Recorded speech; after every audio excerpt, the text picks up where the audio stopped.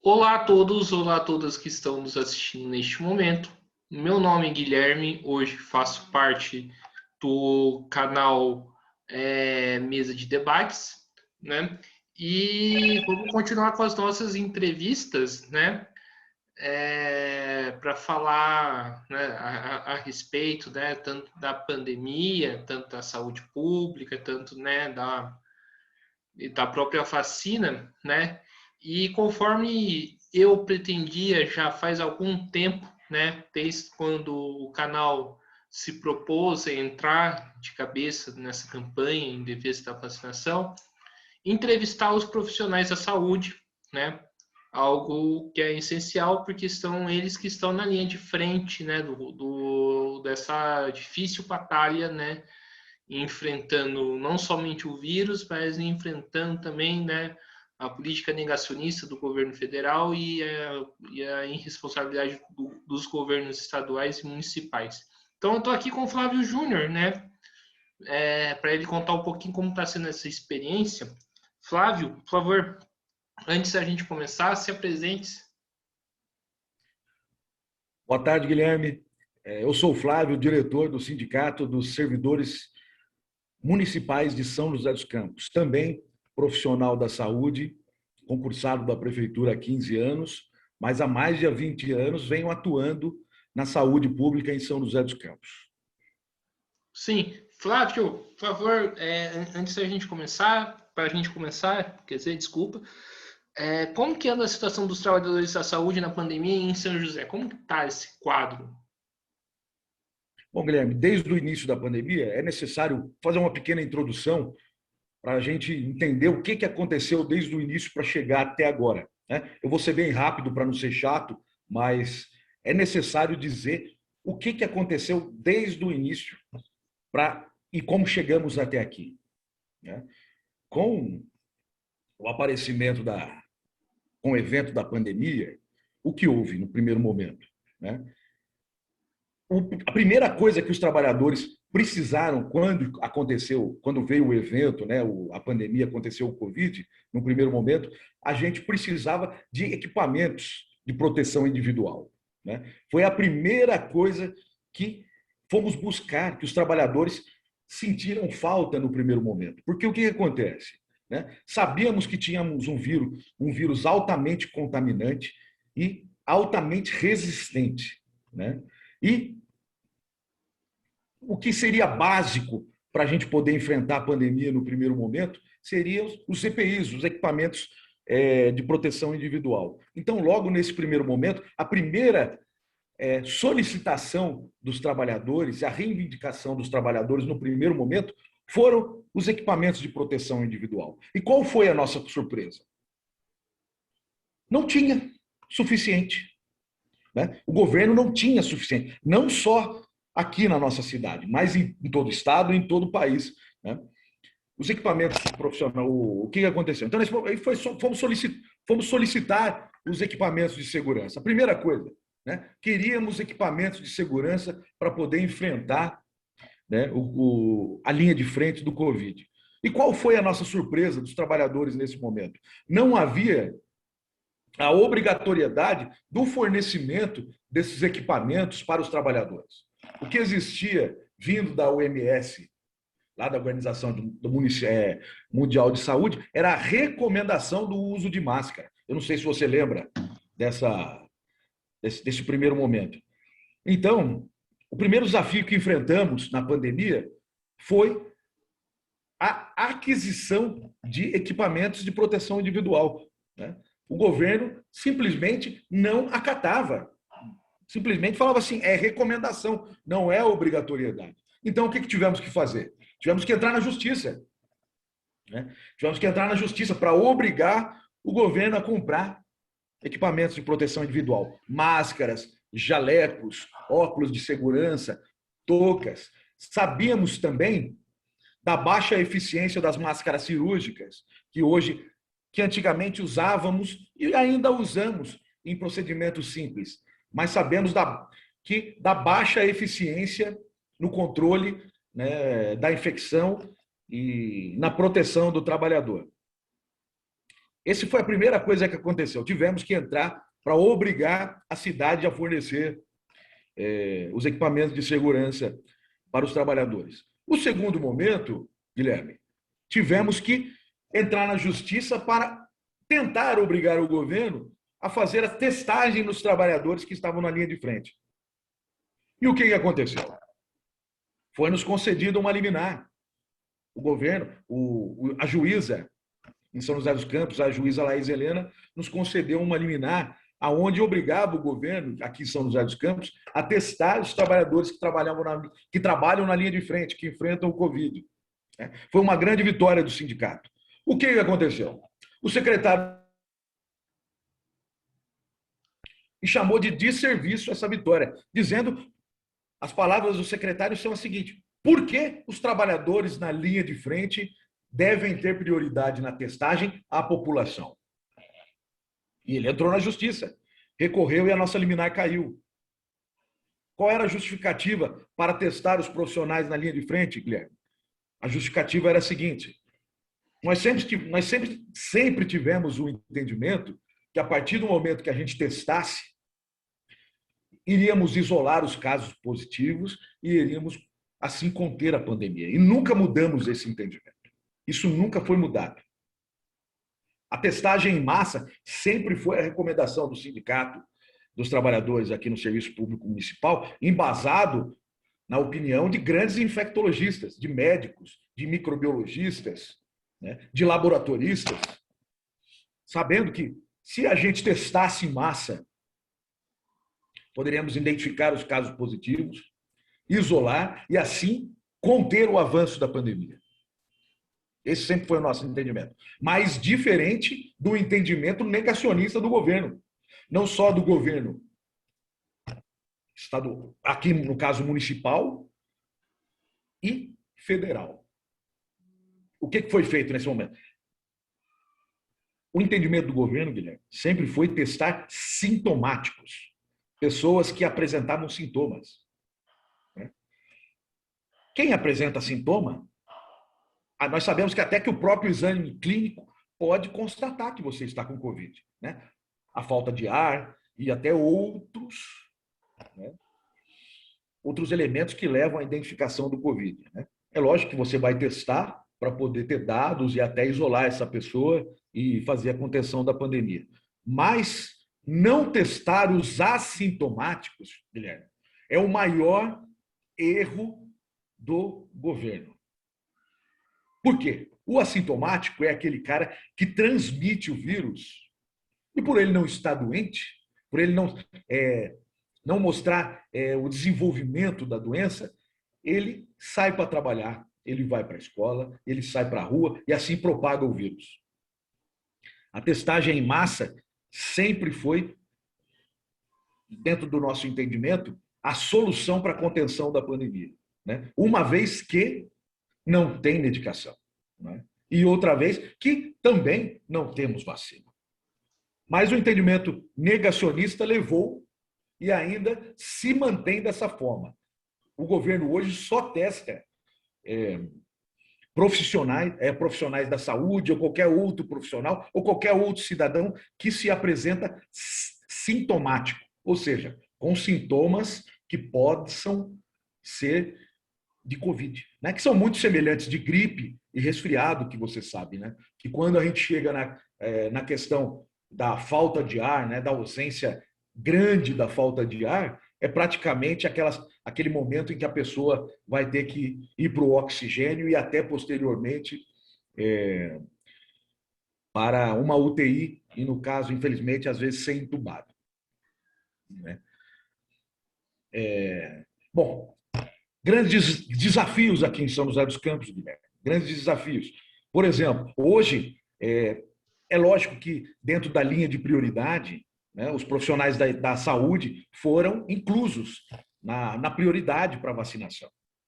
E esse calendário está sendo cumprido. Está sendo cumprido conforme o governo do Estado. Bom, qual é a grande questão dessa história toda? São 2 doses, Guilherme? São 2 doses. A maioria das vacinas são 2 doses. Então, uma primeira dose né? E uma segunda dose que dá o reforço e traz a completa eficácia da vacina. Não vamos falar de completa proteção, porque isso você sabe, isso não existe. Isso não existe. Não existe completa proteção. Existe a completa eficácia na qual a vacina se compromete, né? E nós sabemos que, né, que a maior missão da vacina é evitar internação, é evitar que a doença evolua para casos graves e morte, né? Não isenta quem se vacinou de ter algum sintoma. Não isenta. Não isenta. E o que acontece aqui na cidade? Bom, estamos vacinando os profissionais da saúde e ainda estão recebendo a segunda dose. Porém, o grande desafio aqui na cidade qual é? Né? Os serviços essenciais, Guilherme. O grande desafio são os serviços essenciais. Quais são os serviços essenciais? Aqueles que não podem parar. Aqueles que não podem parar, que estão previstos na Constituição, não podem faltar ao cidadão, ao munícipe. Esses serviços essenciais, Guilherme, que não podem parar, deveriam ter prioridade. Deveriam ter prioridade na vacinação. E não tem. E não tem. Isso coloca em risco a vida dos trabalhadores, Guilherme. Coloca em risco a vida dos trabalhadores. No caso da educação, coloca em risco a vida dos pais, dos avós, das crianças e dos professores. É grave.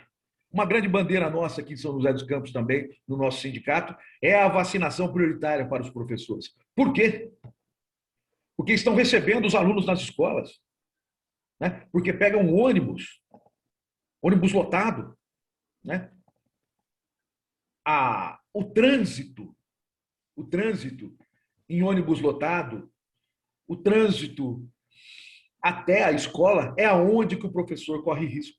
É aonde que o aluno corre risco. Por isso as medidas de restrição, né, de circulação são tão importantes, né? Uma vez que não se prioriza quem trabalha no serviço essencial. É grave. Então temos que chegar no ponto em que o governo tem que determinar a restrição de circulação de pessoas. Por quê? Porque não tem vacina. Porque não é prioridade vacinar o professor. O professor que cuida da criança. O pai trabalhar, para a mãe trabalhar. Essa mesma criança, que muitas vezes até o momento de hoje, chamávamos de assintomático. Você vem acompanhando, todo mundo vem acompanhando, não é segredo para ninguém, né? Que antes se dizia, né? Alguns negacionistas, ou a maioria dos negacionistas sempre disseram que quem vai se contaminar pelo Covid e quem vai sofrer com o Covid são os portadores de comorbidade. Não é verdade, Guilherme? Sempre foi dito isso. Hoje o cenário mudou. Nós sabemos que o vírus é mutante. Eu já sabia desde o começo, né? Os infectologistas já sabiam que vírus, uma das características de todo vírus é ser mutante. Nós já sabíamos. Sabíamos que deveria ter sido contido antes. E hoje, com essa nova variação, o que acontece? Estamos tendo internação de jovens. Em grande parte jovens. Jovens sem comorbidade. Estão morrendo nas UTIs, né? Estão morrendo nos hospitais, quando assim ainda encontram leitos. Hoje, é sabido, Guilherme, é sabido hoje que 50% dos hospitais regionais, aqueles que têm grande condição de atender a população com leitos de Covid, já estão com 50% da sua capacidade. Nós já sabemos disso. Existem mais de 1.000 pessoas esperando um leito por Covid. Mais de 1.000 pessoas. E não temos vacina, Guilherme. Não temos vacina. E não vamos ter tão cedo. E não vamos ter tão cedo. Quem tem vacina hoje, Guilherme? Quem tem vacina hoje é quem encomendou, quem comprou um ano atrás. Quem se negou a comprar por qualquer motivo, porque estava caro, né? Ou se empenhou em gastar dinheiro com outras soluções, com outros medicamentos, sem eficácia comprovada. Né? Qual é o cenário aqui em São José dos Campos hoje, Guilherme? Professores morrendo, profissionais da saúde morreram e ainda estão morrendo. Eu assisti, eu perdi colegas, eu perdi amigos, né? E venho assistindo todos os dias colegas que estão na linha de frente ainda sofrendo com isso, perdendo os seus familiares. Sempre tem um que está contaminado, todos os dias me é comunicado. Na saúde, todos os dias denúncia de aluno contaminado.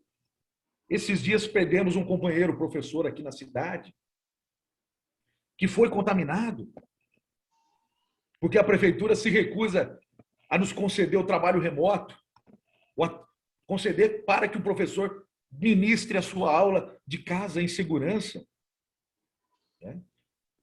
Flávio, mas o aluno precisa ir para a escola. Flávio, mas o aluno precisa comer na escola. Eu compreendo tudo isso daí. Isso é um problema social. É um problema grave, é um problema social. Mas uma coisa que nós temos que saber, Guilherme, isso é certeza absoluta. Para poder ir para a escola, para poder trabalhar, para poder trazer o sustento para casa, nós precisamos estar vivos. É vivo. Morto não precisa de nada disso. Morto não precisa de nada disso. Bom, Guilherme, tenho falado bastante, mas vamos lá. Não, sim, achei muito bom o que você falou. De fato, verdade. Só fazendo dois comentários, morto não precisa disso, e é impressionante, né? Tipo, o Felício, mesmo com a capacidade, né, algumas semanas atrás estando a 60%, né, das UTIs, insiste em reabrir, né, o comércio, enfim, é bastante complicado. Mas, Flávio, você falou, né, da questão, né, dos funcionários da saúde estão sendo infectados e, infelizmente, estão morrendo, né, por causa do vírus, né? O Brasil, né, não somente São José, acho que foi o país que mais se perdeu trabalhadores da saúde, né? Eu queria que você entrasse mais especificamente nesse ponto. Quantas pessoas, assim, você que está na área e você que é diretor do sindicato, quantas pessoas que estão infectadas, quantas pessoas que a gente perdeu, né, de trabalhadores da saúde, que infelizmente morreram por causa do vírus? Bom, Guilherme, em São José dos Campos, eu venho acompanhando bastante casos, muitos casos, né? Inclusive, diariamente nós temos conhecimento de colegas que se infectaram e infelizmente morreram. O número exato para você eu não tenho. O número exato eu não tenho, aqui em São José dos Campos. Né? Não tenho o número exato. O que eu posso dizer para você com toda a propriedade é que as contaminações aconteceram de forma grande. Elas aconteceram de forma exageradamente grande. E, principalmente, aconteceram por quê? Né? Primeiro, questão dos EPIs, como coloquei para você no começo. Né? É reivindicação dos trabalhadores e sempre foi. EPIs com eficiência bacteriológica. Sabíamos que a N95 é a única máscara com eficiência bacteriológica capaz de proteger os profissionais da linha de frente. Sabíamos disso. Mas, no entanto, que foi oferecido máscara cirúrgica com zero eficiência com relação ao Covid. Né? Nós sabemos que o Covid é um vírus agressor, sabemos também que qualquer tipo de barreira que colocássemos no rosto evitaria que pudéssemos dispersar gotículas, salivas e poder propagar a contaminação. Mas voltando à pergunta que você me fez, números exatos eu não tenho. O que eu posso garantir para você é que isso acontece todo dia ainda hoje. Todos os dias eu tenho um caso contaminado para contar para você. Todos os dias. Dados totais eu não tenho nesse momento para te dar. Né? É bem verdade que tenho posse desses números. Né? Mas os números totais eu não tenho. Mas eu posso te garantir que São José dos Campos não tem condições de absorver uma nova onda. Não tem condições. Quando a gente fala que temos 70% de ocupação de leitos, nossa, eu tenho 30% de leito disponível. Parece muito, Guilherme, mas não é. Não é. Vamos imaginar que temos 10 leitos. 70% é 7. Nós temos mais 3. Se interna mais 3, eu já não tenho mais leito disponível. Eu tenho acompanhado a situação dos hospitais, das UPAs em São José dos Campos. Se você for no hospital municipal hoje, você vai ver que temos maca no corredor,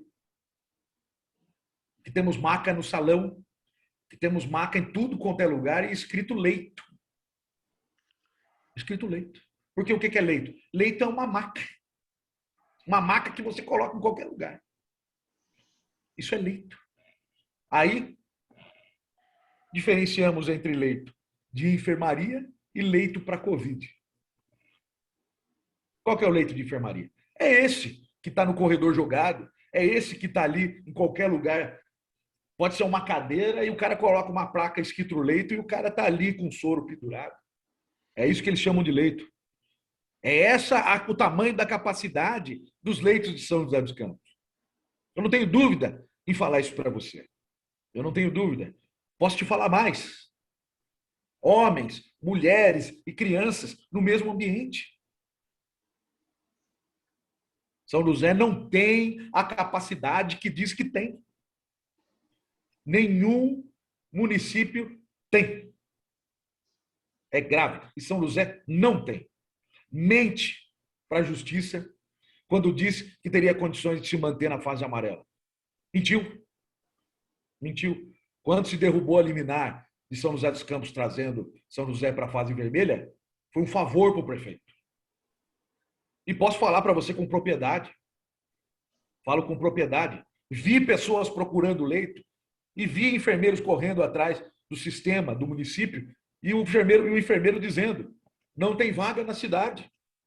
Não tem leito. Numa cidade que estava na fase amarela. Fase amarela, na fase laranja. Na fase laranja. O prefeito de São José dos Campos, Guilherme, é negacionista. Quer abrir a cidade a todo custo, mas não testa, não isola, não tem política eficiente para a contenção da pandemia. Nós temos um comitê de contingência que ignora todas as recomendações dos infectologistas, dos trabalhadores, do sindicato. Você tem uma ideia, Guilherme? Cada vez que teve um contaminado na prefeitura de São José dos Campos, foi solicitada a vigilância sanitária ao comitê de contingência. O que nós queríamos para os trabalhadores? Que testasse todos os trabalhadores que tivessem contato com quem testou positivo. Por que isso? Se a gente testa todo mundo que conviveu com quem testou positivo, poderíamos identificar e isolar essas pessoas e assim conter o avanço da pandemia. Mas não. O que era feito? Vamos isolar quem é o positivo e vamos deixar todas as outras pessoas que conviveram com aquele teste positivo ali surtado, né? Pô, será que eu peguei? Será que eu não peguei? Eu vou para minha casa agora? Será que eu sou assintomático? Será que eu vou levar o Covid para dentro da minha casa? Não só isso, Guilherme. Solicitamos a sanitização de cada local em que teve um contaminado em São José dos Campos. Não fomos atendidos. Na maioria das vezes. Não fomos. Mas não paramos por aí, Guilherme. Denúncia no Ministério Público, uma atrás da outra. Uma atrás da outra. Se eu for pegar para você e mostrar cada denúncia que eu fiz, E posso fazer isso. Você vai ficar boquiaberto. Você não vai acreditar. Flávio, você foi em todas as unidades que alguém testou positivo? Eu fui. Se não fui em todas, algum diretor do sindicato esteve lá também. Esteve lá. Pedimos o fechamento da unidade, pedimos para que todos os trabalhadores fossem testados, pedimos a sanitização, que é a desinfecção do local de trabalho. Sabemos como conter a pandemia, Guilherme. Nós sabemos. Os trabalhadores sabem. Os trabalhadores ouvem os infectologistas. Os trabalhadores querem trabalhar, mas querem segurança. Querem compromisso, né, dos seus governantes com a segurança. Né? Não existe obrigatoriedade, Guilherme. Não existe. Não existe interesse em testar em massa. Não existe. Não existe. Se testássemos em massa, isolaríamos os contaminados, Guilherme. Iríamos conter o avanço da pandemia. Isso nós sabemos desde o início. Poderíamos ter evitado centenas de mortes, milhares de mortes, não só no estado de São Paulo, como no Brasil inteiro. Hoje, ainda, Guilherme, hoje ainda, precisamos que a testagem continue. Eu falo para você que enquanto não chegar a vacina, precisamos da política de testagem em massa. Precisamos continuar a isolar assintomáticos. O sintomático vai procurar o hospital, esse vai ser isolado. Precisamos testar indiscriminadamente os sintomáticos. Os sintomáticos. É grave. É grave. Estamos longe, Guilherme. Longe de resolver o problema. Ouvi de médicos, ouvi de especialistas aqui de São José dos Campos, pessoas que coordenam o comitê de contingência.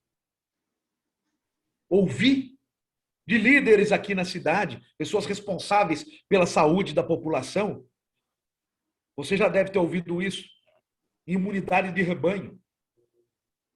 Ouvi responsáveis pela saúde de São José dos Campos me dizer que todos seriam contaminados, que essa seria a saída. Eu ouvi essa asneira, buscando a imunidade de rebanho, colocando a vida das pessoas na roleta russa. Todos iriam se contaminar mais cedo ou mais tarde, negando a possibilidade dessa pessoa morrer. É grave. Guilherme, lá no começo, o que eu mais ouvi é o seguinte, e eu via todo dia na televisão, e você ouviu também, o pronunciamento da Secretaria da Saúde, qual era? Ah, o cara morreu. Ah, temos 10 mortes hoje. Ah, mas ele morreu porque ele era hipertenso? Porque ele era diabético? Porque ele tinha comorbidades? Foi por isso que ele morreu. Errado. Não. Ele morreu porque pegou Covid. A comorbidade dele era controlada através do seu remédio de hipertensão, do seu remédio de diabetes. Hoje, mais do que nunca, eu tenho certeza do que já falava no início da pandemia. Né? Hoje, jovens estão morrendo e estão em grande número nas UTIs e nos hospitais. Por quê? O vírus é agressivo. Porque o vírus já mudou de cara. O vírus já mudou. O vírus vem se tornando mais forte, Guilherme. Ele vem se tornando mais forte. E vai continuar se fortalecendo. E vai continuar se fortalecendo.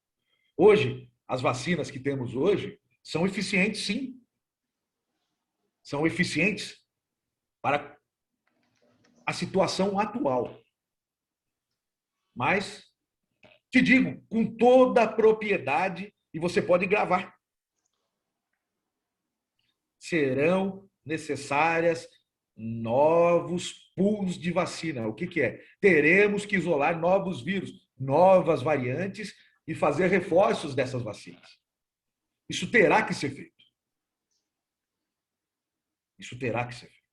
Hoje, aguardamos no dia de hoje, Guilherme, mais de 300 milhões de doses. Hoje, mais de 300 milhões de doses. Tudo isso, Flávio? Sim. Sim. Principalmente porque não temos uma vacina que é de uma dose, são duas. São duas. Vamos arrastar isso por mais um ano. Arrisco a dizer para você. Por mais um ano. Mais um ano. E os trabalhadores sofrendo. E os trabalhadores do serviço essencial sofrendo. Né? Que são aquelas pessoas que não podem ficar em casa. No serviço público, podemos dar nomes. São os professores, são os agentes administrativos, né, que atuam para que o serviço da cidade não pare. São os trabalhadores do serviço de manutenção da cidade. São os guardas civis municipais. São os agentes da educação. Não podemos parar. E quando que todos serão vacinados? Sabe quando, Guilherme? Pela sua idade, pelo calendário de idade. Não pelo critério de exposição.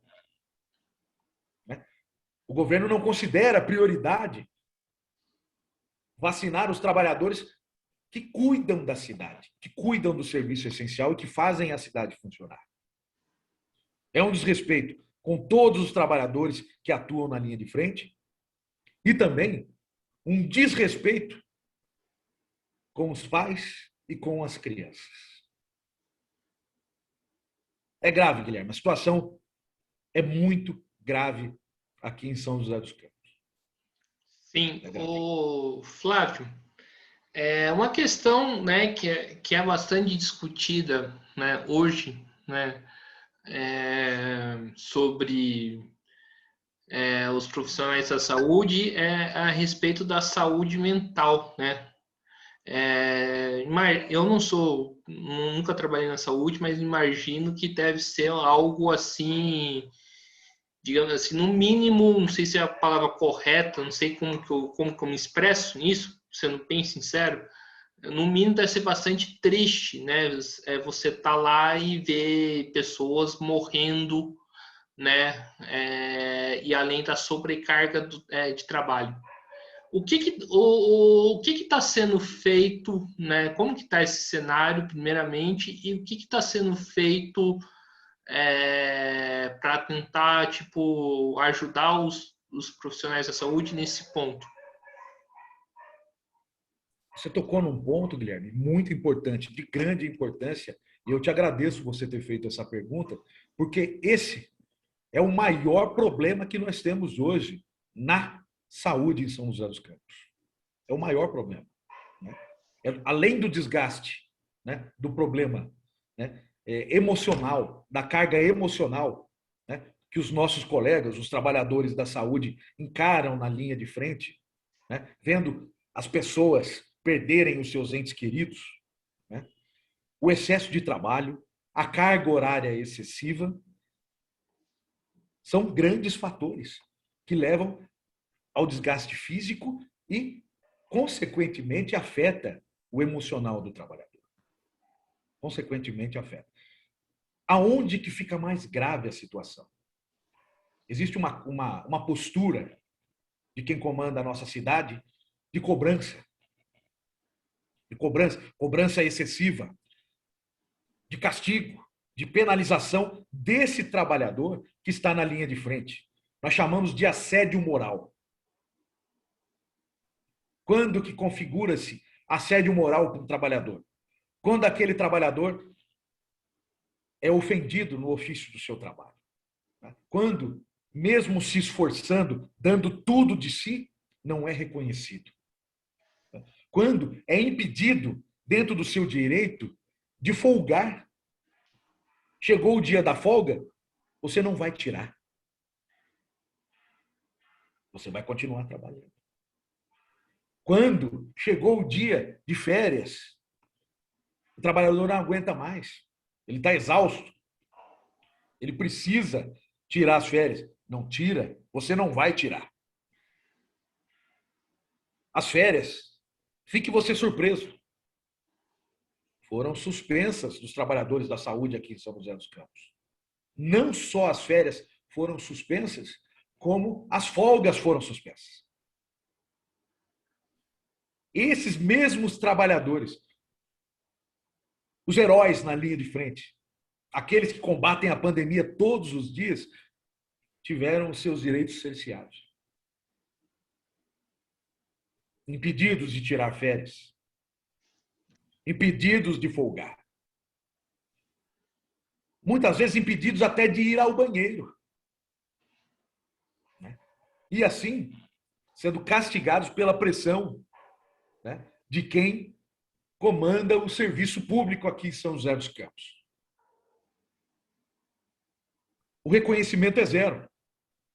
Zero. A situação é mais grave do que parece.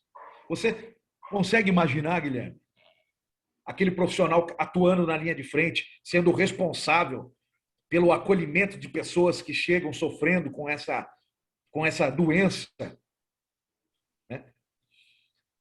A Covid, por essa pandemia, e o que é feito para esse profissional? Esse profissional, por determinação do governo federal, tem o seu salário congelado. Por determinação do governo federal, o reajuste, a reposição da inflação não foi permitida.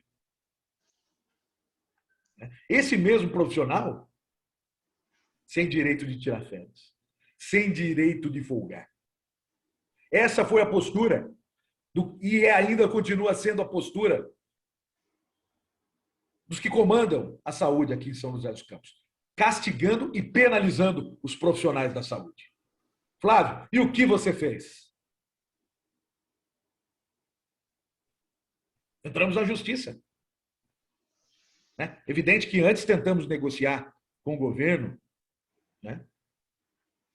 Mas o governo tem um entendimento distorcido da história. É o lado oposto. Jamais, durante essa pandemia, em momento algum, houve valorização de nenhum profissional da saúde na linha de frente. Muito pelo contrário, fomos proibidos de gozar de direitos previstos no próprio estatuto. Trabalhadores da saúde com comorbidades. Para afastar, Guilherme, para você ter uma ideia, para que eu afastasse colegas com comorbidades, pessoas que se contaminassem, fatalmente iriam morrer, eu tive que entrar na justiça. Eu tive que garantir, através de liminar o afastamento, o trabalho home office desse profissional. Por quê? Porque o governo simplesmente não atende o sindicato. Não houve a reivindicação do trabalhador. Isso eu não fiz um dia, Guilherme. Isso eu fiz e faço todos os dias. O governo nega qualquer benefício e proteção para o trabalhador. Isso acontece aqui em São José dos Campos. É um governo que castiga, que persegue, que comete assédio moral, que penaliza. E se pudesse, demitia. E se pudesse, demitir. À frente da nossa organização, dos trabalhadores, eu posso dizer para você, com toda a propriedade, Guilherme, tudo o que garantimos para a nossa proteção dos trabalhadores na linha de frente, inclusive direitos nossos previstos, não só no Estatuto, como na Constituição, é na Justiça. Na Justiça. O governo é negacionista. É negacionista. Ele nega o cenário em que nós enxergamos, que os trabalhadores veem todo dia. Leito lotado, hospitais lotados, UBSs lotadas, e o cidadão nega, quer manter a cidade aberta. Quer manter a cidade aberta. Sabendo que não tem vacina e sabendo que a restrição de circulação de pessoas é a única saída. É a única saída que nós temos hoje, uma vez que não tem remédio nenhum. Não tem remédio nenhum para a Covid. Nenhum. Se alguém disser o contrário, é mentiroso. É mentiroso. Quando você vai lá dentro do hospital contaminado pelo Covid e recebe uma bateria de medicamentos, é para que você não adquira novas infecções. Né? É para que você combata o processo inflamatório. Mas não é cura. O seu corpo vai ter que se regenerar sozinho. E os nossos colegas na linha de frente, Guilherme, com medo. Mesmo vacinados, estão com medo, porque sabem que a nova variante do vírus está aí. O vírus é mutante. Sabe que potencialmente pode ser contaminado novamente. Olha, temos a consciência que quem foi vacinado tem uma certa proteção. Mas 100% de proteção, não. E quem acredita nisso é negacionista. Eu lamento de verdade de quem acredita que mesmo estando vacinado, está protegido 100% contra o vírus. E não está. Sim. Flávio, eu acho que é muito importante também citar, principalmente para o ouvinte, né? Se apresentou um cenário bastante complicado, né, da cidade de São José dos Campos. Esse cenário, né, que você apresentou, pode-se dizer que tem bem semelhante em outras cidades e outros estados do país? Acredito que sim. E tenho conhecimento, né, disso. Porém, com a gravidade, né, com o negacionismo do tamanho dos governantes aqui em São José dos Campos, eu não acredito que tenha. Eu não acredito. Eu conheço outras cidades próximas daqui e visito, porque tenho colegas que trabalham lá e assisto o cenário. O tamanho do negacionismo na cidade de São José dos Campos é absurda. Tão absurda a ponto do prefeito acreditar que a nossa cidade pode estar em condições de estar em fase que não seja a emergencial. A emergencial. Nenhuma pessoa que visitar um hospital e ver um hospital lotado vai ter esse entendimento. Vai ter esse entendimento. O prefeito, ele faz média com os empresários. Sabe que a cidade não pode ficar aberta. Faz média com os empresários. Esses dias, o prefeito disse, é uma frase dele, Guilherme, que quando um empresário tem que fechar o seu negócio, é pior do que perder um ente da família. É pior do que perder um ente da família. Se hoje, Guilherme, os comércios não podem estar abertos 100%. Se hoje nós temos que fazer a restrição da circulação de pessoas, é só por um motivo. Medidas para a contenção da pandemia de forma eficiente não foram tomadas. Não foram e não são tomadas. A primeira medida que deveria ter sido tomada é, 1 ano atrás, o governo federal ter comprado vacina quando foi oferecido. Teríamos mais doses hoje, teríamos vacinado uma maior parte da população e hoje os comerciantes poderiam estar de portas abertas. Não haveria desemprego, não haveria nenhum comerciante sofrendo, tendo que fechar a sua porta, fazendo conta, e pensando lá, será que consigo manter o empregado? Sofrendo, porque não consegue pagar aluguel e o boleto está chegando. Quer um comércio aberto? Vamos testar a cidade inteira. Vamos isolar por bairros, vamos testar por bairros, vamos fechar. Vamos testar o Jardim Satélite inteiro primeiro. Vamos testar o Bosque, depois nós vamos testar o Jardim da Grande. Vamos testar, vamos fazer as testagens, mas em massa. Vamos isolar quem está contaminado. E vamos, assim, impedir o avanço da pandemia. Testagem, o único caminho hoje para conter o avanço da pandemia, e ainda é testagem em massa para os trabalhadores da saúde e para todos os trabalhadores do serviço essencial. Precisamos de equipamentos de proteção individual que sejam eficientes. Precisamos de máscaras com capacidade e eficiência bacteriológica para nos proteger. Tem nome, chama N95, tem que comprar, custa caro. Tem que dar para o professor, tem que dar para todos os profissionais da educação, todos os agentes administrativos da cidade. Não pode ser máscara de pano. Não pode. Não pode. Tem que ter óculos de segurança. Tem que ter touca. Tem que ter luva. É grave, Guilherme. É grave. Enquanto isso não for entendido,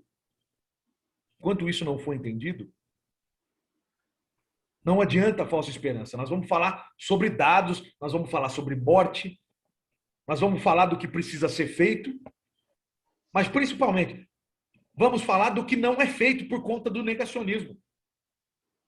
Do negacionismo.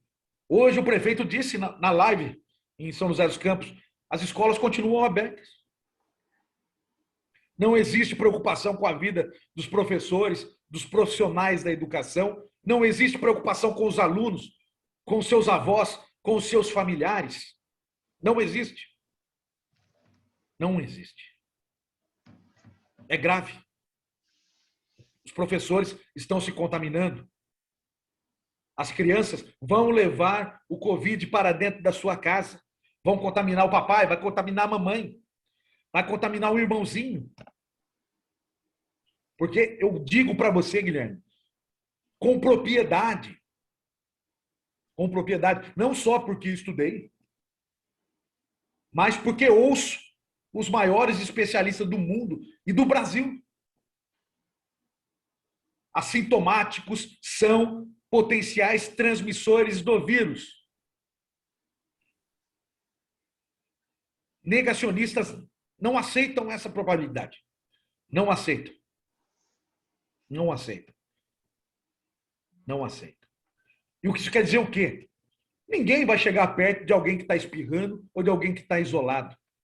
Como que acontece o contágio, Guilherme, na maior parte das suas vezes? Daquele assintomático que está sentado com você.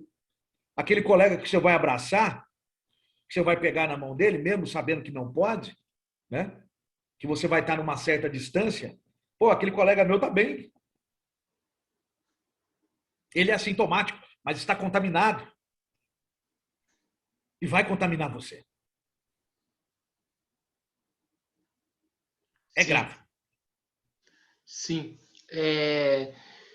Flávio, a gente, infelizmente, né, apesar desses, com esse cenário assim, triste, caótico que o país está vivendo, infelizmente, a gente tem que escutar as fake news, né?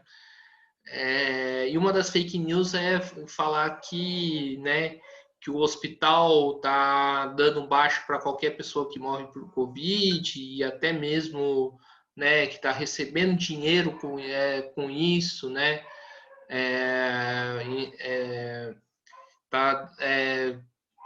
Do indivíduo que não pegou Covid e acabou falecendo e o hospital dá baixo como Covid, né? Eu queria que você comentasse essas fake news. Bom, Guilherme, o que eu tenho de conhecimento dessas questões, com propriedade eu posso te dizer, existe um protocolo, né? Um protocolo de pandemia que aonde, se a pessoa se apresentou com sinais clínicos, né? Por exemplo, apresentou com falta de, se apresentou com ausência, né, com falta de ar, né? Chegou lá e teve uma parada cardiorrespiratória, né? É autorizado no período de pandemia a colocar que foi Covid. Né? Agora, sobre a questão de ganha-se dinheiro com isso, eu não acredito. Eu acho que não é assim que funciona. O que existe, e o que realmente existe, eu posso falar com propriedade para você, foi enviado dinheiro do governo federal, do governo do estado, para o combate à pandemia. Isso foi enviado. Né? Foi oferecido parcelamento de dívidas para os estados, né, e municípios, e dinheiro para o combate ao coronavírus? Foi sim. A qual preço? Teve um preço. O preço foi o congelamento dos salários dos trabalhadores da cidade, do município, do estado, o congelamento dos benefícios, né, que já são poucos dos trabalhadores. Quer dinheiro do estado para financiar construção de hospitais de campanha? Você vai ter. Quer dinheiro do estado para parcelamento de dívida? Você vai ter. Qual foi o preço? Não pode conceder reajuste para os trabalhadores. Esse foi o preço pago. Esse foi o preço pago. Preço esse injusto. Você imagina, Guilherme, penalizar o trabalhador que está na linha de frente. Aquele cara que combate a pandemia de frente. Aquele cara que está colocando a sua vida em risco para proteger a dos outros. É daí que nós vamos tirar dinheiro. Você tem que penalizar os trabalhadores do serviço essencial. Essa foi a determinação do governo federal. Quer dinheiro para combater a pandemia?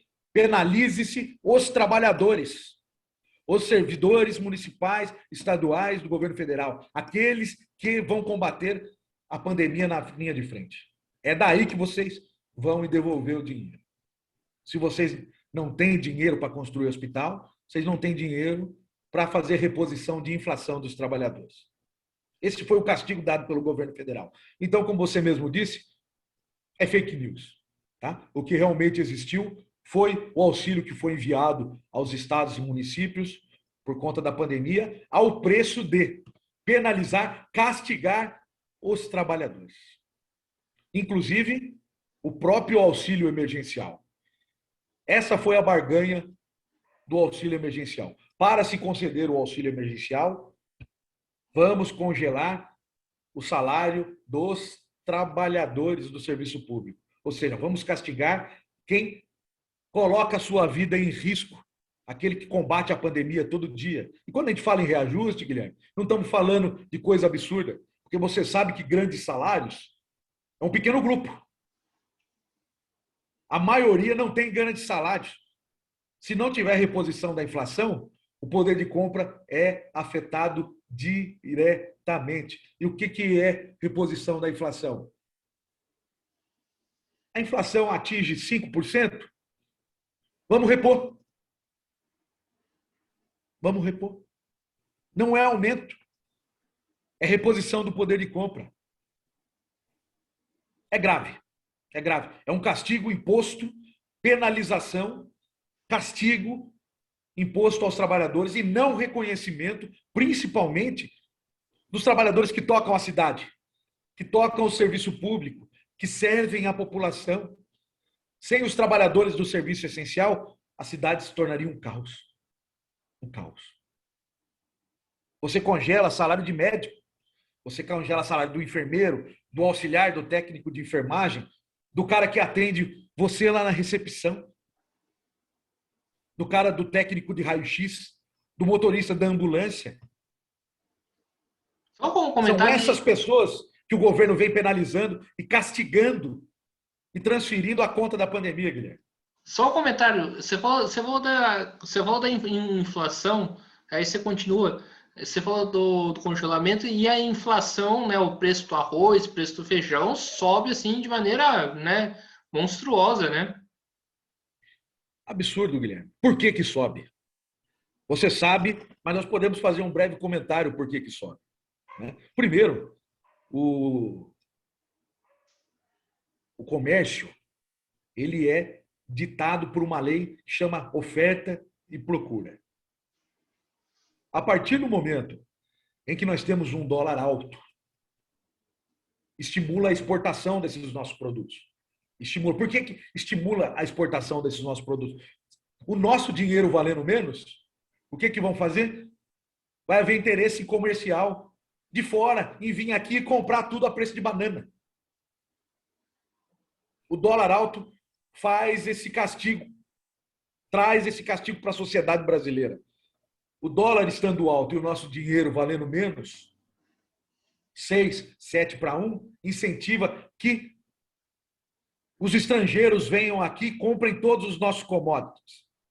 Levem embora ou deixem aqui mesmo. Compro e vou vendendo de pouco a preço alto.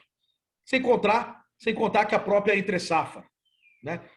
A gente vai enfrentar isso sempre que houver entre-safra. Cada vez que a entre-safra acontecer, também, né? Vai haver o interesse de vender para fora, desabastecer o mercado interno, e isso é o que proporciona a inflação, os grandes preços, né? O aumento de preço. Escassez de produto, inflação, vai aumentar tudo, tudo. E como você mesmo disse, assistimos aí o arroz chegar nas alturas, como já vimos o feijão, como vimos o tomate, como estamos assistindo a carne. Não é, Guilherme? É inflação. É inflação. Tudo isso, preço da falta de gestão econômica do governo federal. Não existe gestão econômica. Vou mais longe, não existe gestão sanitária. Não existe gestão política. Você sabe disso. Sim. Agora indo um pouco, saindo um pouco da esfera municipal, indo um pouco para a esfera nacional. Flávio, eu acho, e você deve muito provavelmente compartilhar da mesma avaliação minha, de que essa situação que o país está vivendo, né, é uma situação bastante revoltante. Eu, particularmente, sinto revolta, né, quando essa situação que nós estamos vivendo. Você é um diretor do sindicato, né? O que está faltando, né, para os trabalhadores, né, colocarem esse país para baixo para poder mudar essa situação e a gente sair, né, dessa crise, tanto econômica e crise sanitária? É uma pena, Guilherme. Eu acho que ainda falta muita conscientização. Esse é o papel do sindicato. Você tocou num ponto muito importante. Nós, os sindicalistas, nós somos responsáveis por orientar, passar o verdadeiro cenário para os trabalhadores e organizar a sociedade. Né? Organizar os trabalhadores para que busquem os seus direitos, né? Conheçam os seus direitos, mas também conheçam os seus deveres. Né? Aonde que existe a fragilidade da coisa? Na informalidade. A fragilidade hoje dos trabalhadores está na informalidade.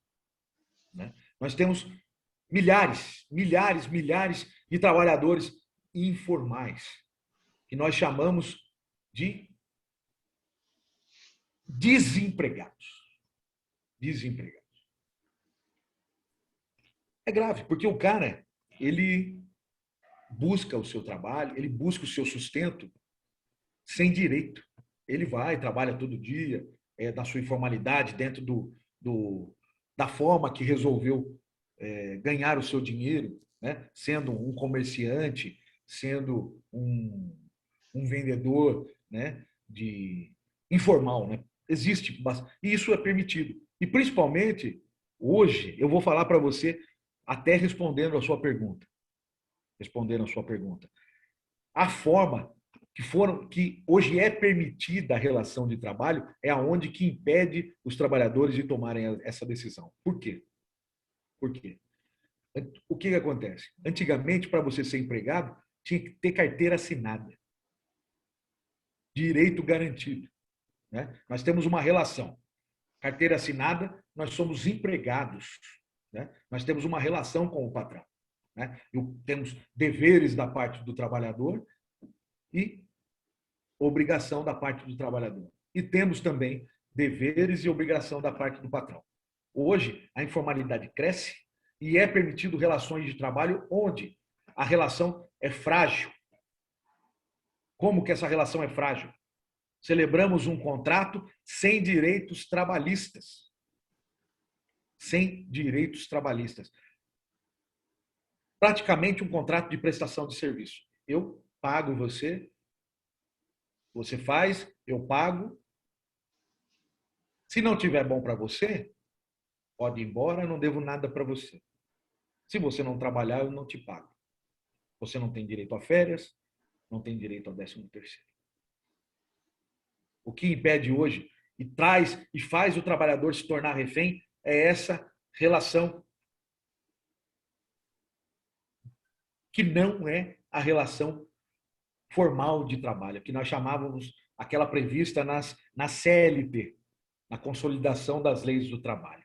A fragilidade das relações trabalhistas hoje é o que impede os trabalhadores de tomar uma decisão. É o que impede. Eu não tenho dúvida nenhuma. Eu não tenho dúvida nenhuma. Você sabe como é que mantém o povo sob comando, Guilherme? Dando esmola. Todo governante sabe disso. Como que você acalma o povo? Dando esmola. Dando esmola. Dando migalha. Você acalma o povo, você mantém o povo sob controle. Toda vez que o povo está de se revoltar, toma-se uma atitudezinha, vai lá e faz um ajuste aqui e você coloca o povo sob controle. Sem relação formal de trabalho, nós vamos ter grandes dificuldades. Principalmente, os trabalhadores vão sofrer. Vão sofrer. Carteira assinada sempre foi sinônimo de dignidade, viu, Guilherme? Sim, mas tem um questionamento para você, né? No ano passado a gente viu uma tremenda mobilização, né, dos aplicativos, né? Como que você então enxerga essa mobilização? É uma categoria nova, né, Guilherme? É uma categoria nova de profissionais independentes, né, que buscam o seu sustento sem direito nenhum. Sem direito nenhum. O carro do cara praticamente é a empresa do cara. Não tem direito. O que ele tem? Né? O passageiro. Ele só tem que ter o passageiro. Ele não tem relação trabalhista nenhuma com o cara que gere o aplicativo. Nenhuma. É um subemprego. Sem problema nenhum, posso falar para você, sem medo de falar, sem querer ofender os nossos companheiros, nossos amigos que trabalham e estão dando tudo de si para poder... É uma relação informal de trabalho. É uma relação, não tem garantia. Hoje, você pega aí a gasolina, R$ 6 no posto de gasolina. E a tarifa do Uber? E a tarifa dos aplicativos, né, de qualquer aplicativo, vai subir? Simplesmente, se tiver alta a tarifa, o cara não chama o Uber. Não chama. Não vou pegar. Os primeiros caras que sentem isso é esses caras aí. Cada vez que sobe o GNV, cada vez que sobe a gasolina, esses caras são assaltados no bolso. Eu queria ver esses caras parados. Eu queria ver eles junto com os motoristas de caminhão parados. Mas o governo federal faz isso que eu te falei. Você tocou num ponto importante. Foi muito importante você ter falado dos aplicativos. Como que ele acalmou a categoria dos caminhoneiros esses dias? Reduzindo o valor do diesel. Reduzindo o valor do diesel. Se aumentar o diesel, o caminhoneiro vai parar. Vai parar, porque o diesel, o caminhoneiro, ele trabalha por frete. Não importa quanto que esteja o diesel. Se o diesel tiver o frete, o valor é aquele, pronto, acabou. Então, ele é assaltado ali naquele momento. Eu lamento de verdade que o preço do combustível esteja esse preço. Porque quando o combustível sobe, Guilherme, tudo sobe também. Sim. Agora, o Flávio, eu queria que você fizesse uma, né? Eu sei que isso talvez não estaria tema para uma outra live, né? E você também falou alguns elementos, né? Principalmente do do governo da esfera municipal. Eu queria que você falasse um pouco, né, como que você está enxergando toda essa atuação do governo federal, do governo estadual, municipal, para o ouvinte que estiver assistindo de uma forma mais aprofundada, entender qual que é a sua posição política frente a esse cenário nacional. Com relação ao governo federal, não tenho problema nenhum em falar para você, tenho plena convicção do meu entendimento. Não existe governo. Não existe governo. Não houve gestão de crise. Não houve em nenhum momento preocupação do presidente da República em incentivar o uso de máscara, de comprar vacina no momento que deveria ter comprado, de tomar decisões corretas inerentes a um líder para conter a pandemia. Não tenho problema nenhum. Não soube gerir crise política, sanitária, econômica. Está aí a inflação. Está aí o preço todos os dias. Nós assistimos o preço do arroz sumindo. E quando o governo federal foi questionado por um cidadão, ele falou, vai comprar arroz na Venezuela. Preço da gasolina estourada nos postos, do álcool também, prejudicando os trabalhadores que precisam se locomover e os próprios motoristas de aplicativo, como você disse, né? Prejudicando os caminhoneiros que fazem o transporte de toda a mercadoria nacional. É um desgoverno. Isso eu não tenho dúvida nenhuma em falar para você. Um governo perdido, que se não faz outra coisa no seu dia a dia, além de espalhar fake news, de mentir para o povo brasileiro, não trazer solução para nada, trazer reformas que só prejudicam os trabalhadores. O governo federal entende, tem certeza absoluta que a culpa do Brasil tem que ser colocada nas costas dos trabalhadores. Eu não tenho dúvida nenhuma disso. Reforma da Previdência. A pior reforma da Previdência da história foi feita por esse governo. A que custo? A que custo de quem, na hora que mais precisa, não tem dinheiro para comprar remédio? Não tem dinheiro para morar? Na hora que se mais precisa se sentir desamparado. Assistimos o governo estadual encontrar protagonismo na inércia do governo federal. Um governo ruim também para os professores. Um governo ruim também para os trabalhadores. Sabemos que o governo federal não é santo, o governo estadual não é santo. Sabemos. Mas encontrou protagonismo na inércia do governo federal. O cara não quis, o presidente da República não quer testar. Nunca determinou. Testem. Testem a população. Nunca determinou. Se mandou dinheiro e não mandou a determinação para que o dinheiro fosse bem empregado para o controle da pandemia, errou. Errou. Mas ele não iria fazer isso jamais. Jamais iria fazer. Porque é negacionista também. Se dependesse do governo federal, ninguém estava usando máscara. Então o governo estadual encontra protagonismo nessa história. Vai negociar vacina com a China. Não falando mal da China, em momento nenhum, é um grande parceiro comercial do país e detentor da maior tecnologia que possa existir. Nós sabemos que os chineses são brilhantes. Né? Que tudo que temos no Brasil de tecnologia vem da China. Nós sabemos disso. Né? Desde a camisa até o smartphone vem de lá. Foi buscar a parceria, né, com a Sinovac, junto com o Butantan, e trouxe a Coronavac. Despertando, né, o movimento dos governadores que foram até Brasília cobrar do governo federal. Protagonismo do governo do Estado. Se não fosse o governo Dória, eu posso afirmar para você, não teríamos nada de vacina. Nada. Nada, nada, nada. O governo federal passa a se mexer a partir do protagonismo do governo estadual, né, que tem interesse em manter a cidade aberta, manter a cidade funcionando. São Paulo precisa arrecadar. Precisa trabalhar. Não interessa a ninguém fechamento de postos de trabalho. Porque o governo não produz nada, Guilherme. Você sabe disso e todo mundo sabe. Quem paga o imposto que alimenta o governo federal são os trabalhadores. Em tudo que nós compramos, em tudo tem imposto. O imposto que sustenta o governo federal, que tem que ser devolvido em benefício para a sociedade e para os trabalhadores. Quando ele diz lá no governo federal que comprava, não comprou porque a vacina estava cara, o dinheiro não é dele. Nunca foi. Ele não tem que achar caro ou barato. O dinheiro é do povo brasileiro. Do cara que compra o chiclete até o cara que paga o imposto de renda. Lá fora o imposto que está incluso em tudo que nós compramos. O dinheiro é do povo. Tem que ser devolvido para o povo. Eu não tenho dúvida disso.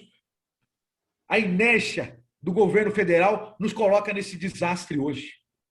Então assistimos o protagonismo do governo do estado e outros governadores também buscando o protagonismo. Os governadores querem vacina. Querem vacina porque querem as suas cidades abertas, querem o estado aberto, querem os comércios abertos. E é o que nós todos desejamos. Que tudo fique aberto. Mas queremos vacina primeiro. Queremos proteção.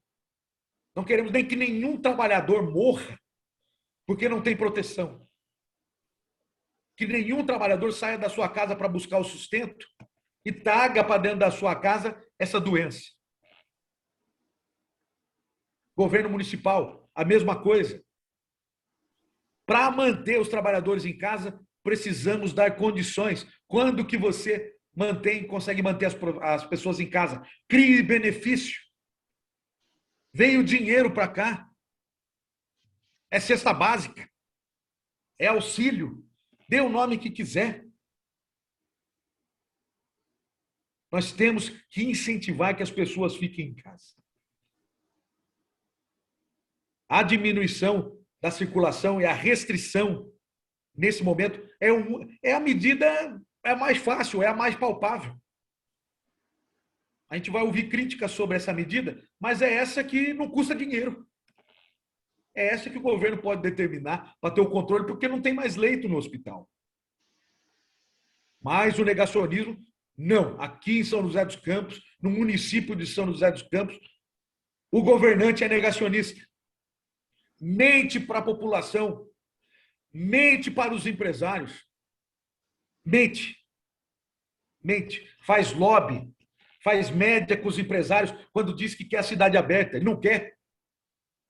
Ele não quer a cidade aberta. Se quisesse a cidade aberta, testava em massa, isolava caso positivo e assim teríamos a contenção da pandemia. Não existe interesse. Hoje não existe interesse. Se privilegia alguns comércios e outros não. O dono do supermercado vai continuar ganhando dinheiro, Guilherme. Vai continuar ganhando dinheiro. Não vai fechar. Mas o comerciante lá do calçadão vai ter que fechar. Esse vai perder. Esse vai ter que abaixar a porta. O posto de gasolina vai ficar aberto para vender gasolina a R$7 aí o tempo inteiro para nós. Mas a loja de material de construção já está fechada. A loja de jardinagem está fechada. É grave. O negacionismo é grave. E mente quando diz que São José tem condições de ficar aberto. Não tem. Não tem. Ou o comitê de contingência de São José dos Campos se posiciona de forma a combater a pandemia de maneira séria e responsável, Guilherme, ou isso não vai ter solução. Ou nós vamos ficar esperando sentado aqui a chegada da vacina. Nada do jeito que está sendo hoje funciona para a contenção da pandemia em São José dos Campos. Nada.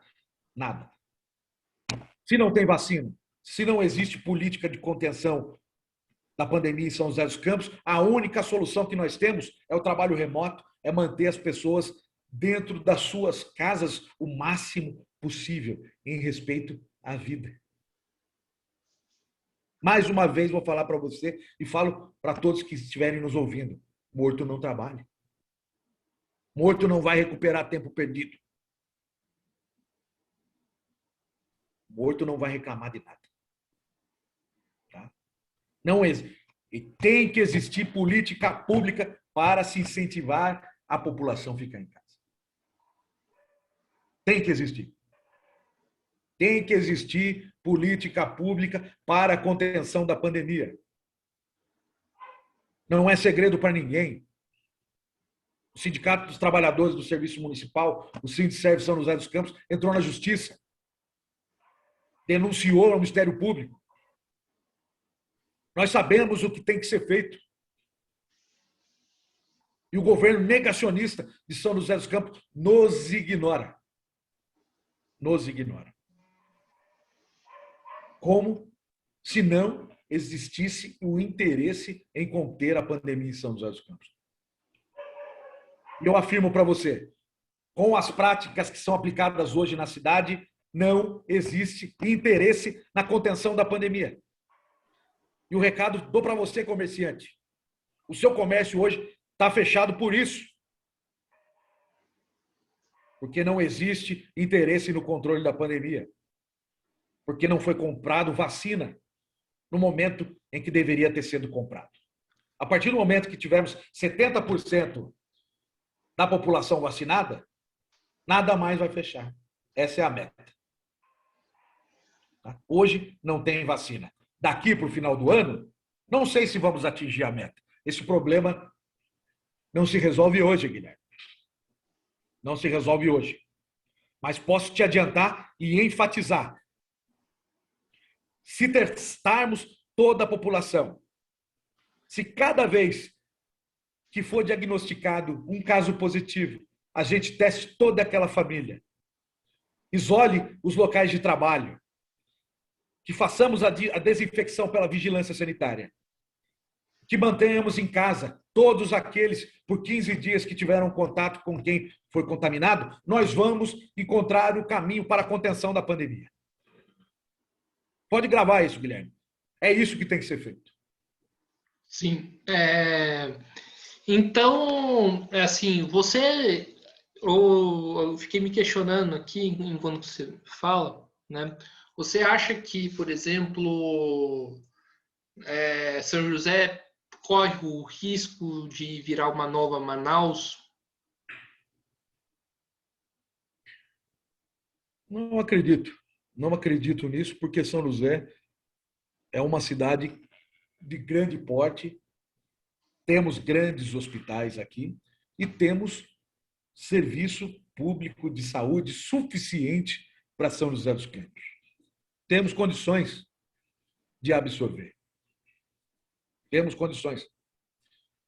O que não temos condições, o que pode gerar um grande problema, sendo o São José uma cidade de referência, aonde se situam hospitais regionais, o que vai acontecer é ter que atender a população de outras cidades que não têm a mesma estrutura. São José não é uma ilha, não está isolado.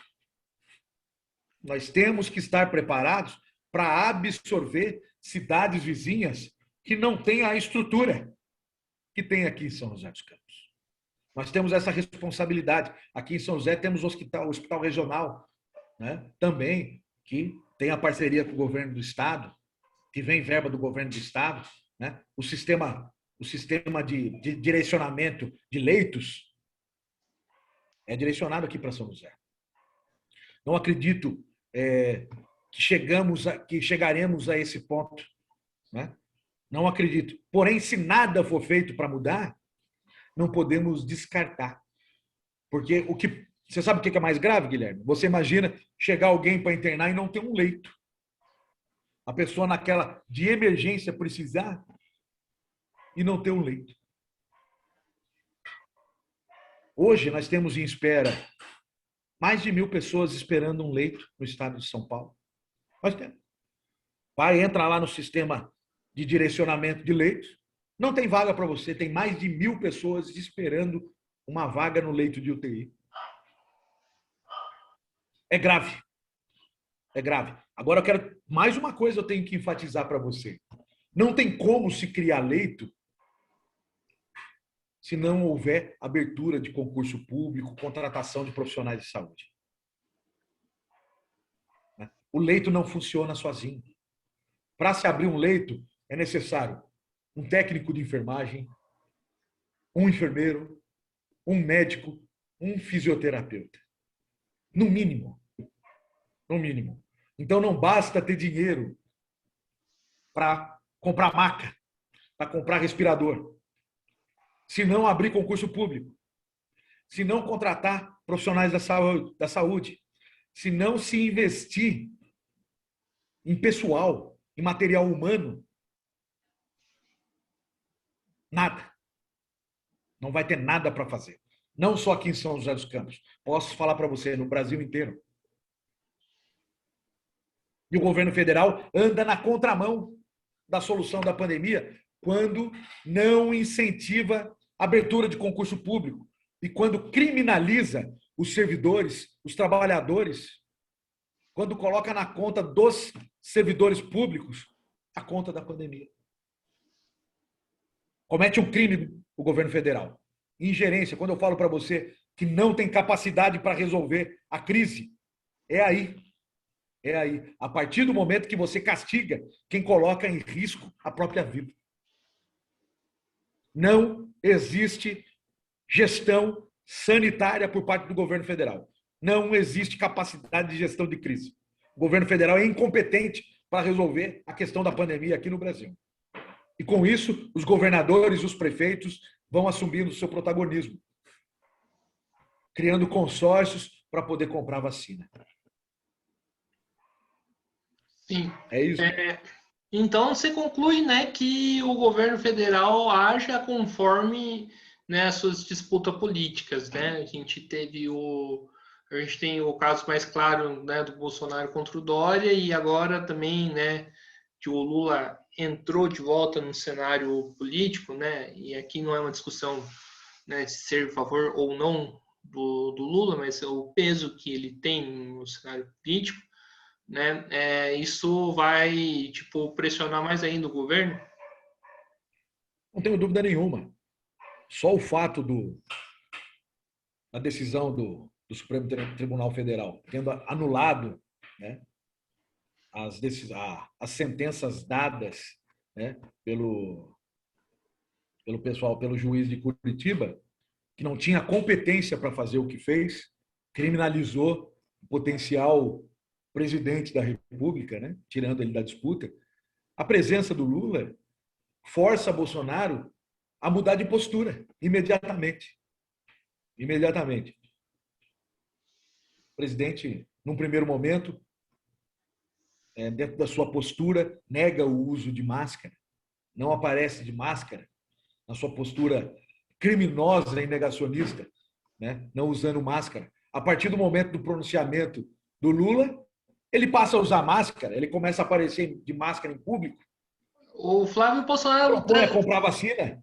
Né, só desculpa interromper, o Flávio Bolsonaro falou até que a principal, fez um post que a principal arma do governo federal é a vacina agora. É lógico, é lógico. Mas ó, a principal, ele é eu arrisco falar que ele é parece brincadeira, para não usar uma outra palavra, parece que ele está querendo contar uma piada para nós. Até ontem a vacina não era interesse do governo federal e nem nunca foi. Mas agora a nossa principal arma é a vacina.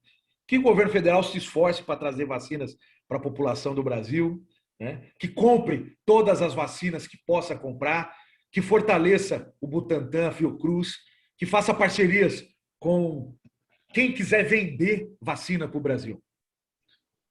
Nós sabemos que não tem, nós sabemos que é difícil, nós sabemos que, nesse momento, quem já comprou está na frente. Né? Mas que o governo federal sinta medo do Lula, que sinta medo do que ele significa, do tamanho da importância, né, que o Lula tem para o Brasil. Que ele sinta medo e pare de cometer desatinos, que pare de cometer ações desastrosas que só prejudicam o Brasil de todas as formas. Porque se ele continuar se comportando da forma que está se comportando, Guilherme, nós sabemos que o Lula é o nosso, potencialmente, um candidato e potencialmente com grandes chances de ser o próximo presidente do Brasil. Né? Tem grandes condições para isso. Sim. Flávio, tá muito boa a conversa, né? Eu vou fazer mais algumas perguntas. E eu queria, e como o canal, né, tá em campanha em defesa da vacinação, né? E você, né, além de ser diretor do sindicato de servidores municipais, você é um profissional da saúde, conforme você falou no começo da sua entrevista. Eu queria que você falasse, principalmente para quem estiver nos assistindo, né, o vídeo, né, qual é a importância, né, da vacinação e de se vacinar. A grande importância da vacinação, não só hoje, mas na história do país, é a segurança de ter saúde, né? De ter saúde. Sem vacina, não teríamos longevidade, né? Então, a vacina ela é um divisor de águas, né? A partir do momento em que temos um imunizante, né, que desperta o nosso sistema imunológico, né, contra determinadas doenças, vamos estar protegidos dessas infecções. Então, a vacina ela é de primeira importância, não só essa contra o Covid, como todas as outras vacinas. Vão nos trazer segurança de saúde, de proteção sanitária e a grande chance de ter longevidade, de ter saúde, né? Seremos protegidos, estaremos imunizados contra doenças oportunistas, doenças que podem nos trazer grande prejuízo físico e nos deixar sequelas. A vacina é de grande importância e, principalmente, da saúde e para garantir a longevidade. Todo mundo que for vacinado, todo mundo que tiver vacina, terá a primeira chance, a garantia, a base e a grande chance de poder se viver mais, né, de não ser acometido por doenças que, inclusive, já foram erradicadas. Quem nega a vacina e quem faz campanha contra a vacina comete um crime contra a humanidade. Porque quem não se vacina fica doente e pode contaminar o outro. Tá? Se vacinar é um ato de respeito. Cuidar de você é um ato de respeito. Se vacine, se proteja e proteja o próximo. Esse é o recado que eu deixo com relação à vacinação. Sim, e o Flávio, já que nós estamos falando da vacinação, o Brasil, né, até um tempo atrás, foi o campeão, né, da vacina, né? O Brasil erradicou doenças, né, um curto período de prazo, que isso né, é um ponto positivo que a gente tem que se destacar aqui, né? O que está acontecendo, né, na sua opinião, né, para que o processo de vacinação do Covid está tão lento, né? Você já falou, mas se puder aprofundar um pouco mais, mas não somente o processo de vacinação de Covid, né? O que eu venho percebendo é que vacinas de doenças que já foram erradicadas, mas que a população tem que tomar anualmente, a população está se negando a tomar e corremos o risco, né, de ter outras doenças, né, aqui no Brasil por conta disso, né? E o que você fala um pouco mais sobre isso? Seria interessante a gente abordar. Nós nunca tivemos problema com relação à produção de vacinas aqui no Brasil, mesmo porque temos o Instituto Butantan e temos a Fiocruz, a instituição Biomanguinhos. O que nós temos hoje, que não temos hoje com relação ao Covid, nós não temos a tecnologia para a produção em massa da vacina contra o Covid. Então, dependemos dos insumos que vêm dos laboratórios. Nós temos capacidade para produzir vacinas.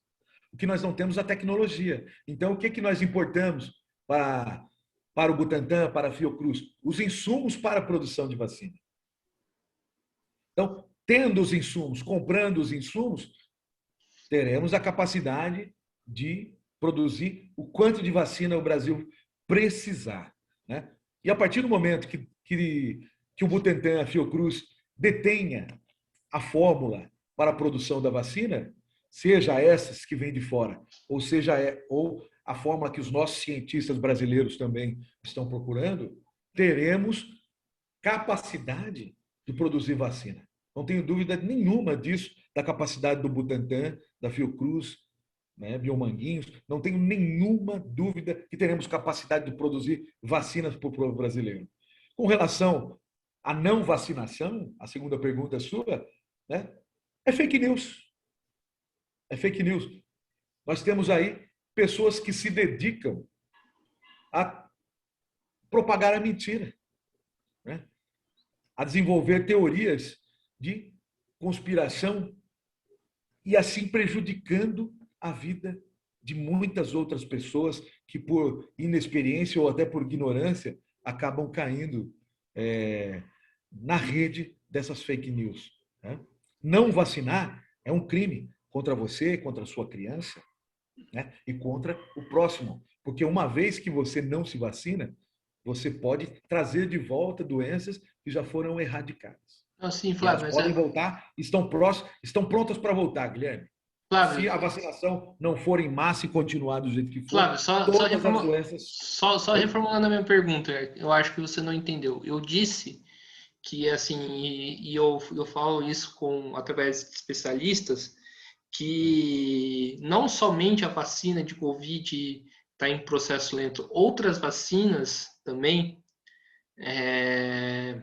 que é comum, virou algo normal para o povo tomar, o povo está se negando a tomar, correndo o risco de voltar essas doenças conforme conforme que estariam erradicadas e corre o risco de voltar as doenças, né? Ou seja, além da Covid, a gente pode ter uma crise de sarampo, por exemplo. Sim. É como já disse para você anteriormente, é fake news, né? É fake news. A propagação da fake news, ela é uma maldade. Ela é uma maldade, seja pela forma que é feita, eu não sei qual é o objetivo. Eu não sei qual é o objetivo. Esses dias mesmo, o próprio presidente estava falando, se vacine com a Coronavac e você pode virar jacaré. Ele não falou virar outra coisa, porque saberia que poderia ofender a uma coisa ou outra, né? Mas ele gostaria até de ter citado outros animais da nossa fauna, né? Então, o fake news ele parte daí, parte de pessoas de lideranças, de pessoas que, dentro do seu posicionamento, dentro da sua condição na sociedade, conseguem influenciar outras. Isso torna esse tipo de pessoa criminoso. Cada vez que você propaga uma fake news, uma mentira, e que traz prejuízo para a sociedade, né, você é um criminoso. Sim. Indo para a parte final da entrevista, o Flávio, né, o papo está muito bom, eu estou gostando bastante. Eu queria que você falasse um pouco, né, a volta né, o São José, depois do prefeito, né, ter feito birra, né, o São José voltou para a fase vermelha. Né? Mas o que a gente vê, né, que eu percebo? Que apesar da fase vermelha, a gente tem um monte de casa noturna funcionando, um monte de estabelecimento não cumprindo a regra que tem que se cumprir, né? Como que você avalia, por exemplo, a fiscalização da cidade? Nesse último decreto que antecede a fase emergencial, o prefeito se posicionou claramente em entrevistas na televisão e em jornais, de um próprio decreto, né, que a fiscalização iria continuar, né, que o horário era 8 horas, né, os comércios poderiam ficar abertos até 8 horas e a fiscalização iria continuar. Mas, se acaso fosse multado, a multa seria de R$ 29,90. Né? Então, essa é a postura do governo. Um governo que diz que tem fiscalização, né, da postura da cidade, né, porque a determinação do governo federal ele segue, mas multa em R$ 29,90 o comerciante que descumpre a lei. Isso só mostra a postura negacionista do governo, aonde que ele quer incentivar que as pessoas descumpram as regras do governo de São Paulo. Né? Mas daí o que acontece no segundo momento? Ele consegue eliminar, que faz o São José retornar à fase laranja. Né? Consegue? Então, com isso, esse decreto cai. E no segundo momento, cai o decreto dele e ele volta para a fase vermelha. E volta para a fase vermelha. Quando volta para a fase vermelha, volta a ser restritivo novamente. Né? Mas não deu nem tempo dele fazer outro decreto, Guilherme. E agora existe a fase emergencial. A fase emergencial não permite funcionamento de bares, casas noturnas e de ninguém para sentar em restaurante nenhum. A fase emergencial coloca esses empreendimentos na questão do drive-thru. É pegar e levar. Isso pode. Não pode sentar. Né? Então, essa... Mas não é a postura, isso não é uma determinação do governo municipal. Isso é uma determinação do governo do estado no intuito de tentar, né, diminuir a circulação de pessoas e tentar diminuir a propagação do vírus. Sim, assim, a gente viu no começo do ano o São José ter ido para a fase vermelha, né? E pelo que eu percebi, o São José só está na fase laranja por causa de lobby, por causa de pressão de comerciantes, né? A gente teve, inclusive, um ato, né, na frente da Ponte Estaiada, né, de pedindo a reabertura do comércio. A gente também tem eu também tenho, eu acompanho, né, apesar de não concordar com 99,9% do que é colocado, aquela parte, né, pelo PEN de São José, que também é a favor, né, da reabertura, né, do comércio, sem ver toda essa pressão aí e o prefeito voltou atrás. Qual que é a sua avaliação em relação a isso? A gente, inclusive, seria interessante a gente fazer a crítica. Esse negócio de fase vermelha, fase laranja, assim, o prefeito passa por uma fase ou outra através de pressão política ou através do Estado, como que está a pandemia na cidade? Não, o que determina em que fase que o município vai estar, Guilherme, é a quantidade de leito disponível. Né? Então, tudo isso, existe uma regulamentação dentro do Estado. Né? Então, os dados de saúde pública, eles são colocados em computador, né, através da sua Secretaria de Saúde. Isso tudo é levado em consideração pelo governo do Estado, né, quantidade de leitos disponíveis. É isso que determina as fases do governo de São Paulo. Se temos leitos disponíveis, temos condições de absorver pessoas nos hospitais, fase amarela. Começa a ficar crítico, fase laranja. Não tem leito, fase vermelha. Nenhum município do estado de São Paulo tem o direito de entender que é uma ilha. Nenhum direito, não tem. E o governo federal e o governo do estado, com muita propriedade, aplica o Plano São Paulo. Por quê? Tem gente procurando vaga e não tem. Pode acontecer em qualquer município. Internou meia dúzia de pessoas, fechou o hospital, não tem mais. Não tem. Não sabemos o tamanho da onda que vem a cada ciclo. Mas a cada 15 dias, nós observamos o resultado do que aconteceu. Né?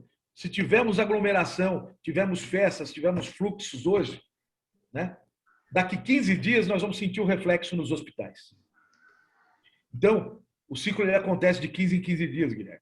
Então, por isso, o Plano São Paulo, eu considero acertado a decisão do governo Dória, quando ele coloca as cidades a respeitarem pela sua capacidade de absorver as pessoas que possam ser contaminadas. Se o governo quer que a cidade fique aberta, bastante aberta, basta construir bastante leito, basta abrir concurso público, contratar profissionais e oferecer saúde suficiente para a sua população. Sim.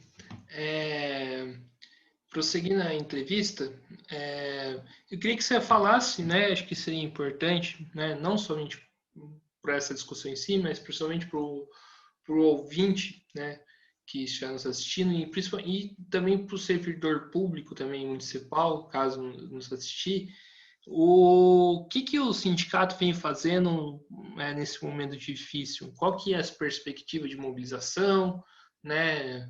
O que o sindicato vem, como o sindicato vem atuando, o que o sindicato vem fazendo? Nosso sindicato atua diariamente, não tem um dia, Guilherme, que não temos uma ação representando os trabalhadores, seja no Ministério Público, seja representando as ações junto ao governo, né? E também junto à justiça.